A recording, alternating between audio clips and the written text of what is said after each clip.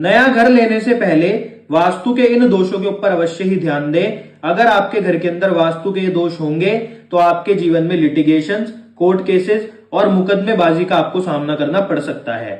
सबसे पहला दोष, अगर किसी घर में north east direction north west direction के कंपैरिजन में ऊंची होगी, यानी कि नॉर्थ ईस्ट डायरेक्शन ऊंची और नॉर्थ वेस्ट डायरेक्शन नीची, तो ऐसे में व्यक्ति को कोर्ट केसेस का सामना करना पड़ता है।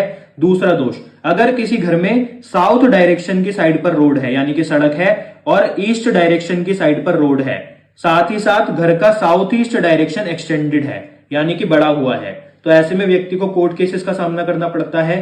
तीसरा महादोष, अगर किसी घर में साउथ डायरेक्शन की साइड रोड है और वेस्ट डायरेक्शन की साइड रोड है, साथ ही साथ घर का साउथ वेस्ट डायरेक्शन यानी कि साउथ वेस्ट डायरेक्शन वाला पार्ट एक्सटेंडेड यानी कि बड़ा हुआ है, तो ऐसे में भी व्यक्ति को कोर्ट केसेस का सामना करना पड़ता है।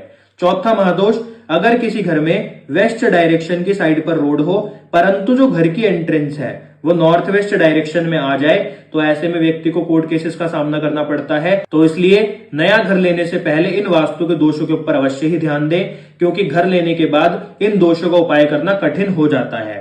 और अगर आप हमसे वास्तु की कंसल्टेशन लेना चाहते हैं और वास्तु के रहस्यों को जानना चाहते हैं तो हमारी बायो में आपको एक नंबर मिलेगा, उसके ऊपर कॉल कर आप अपनी कंसल्टेशन बुक करा सकते हैं। धन्यवाद।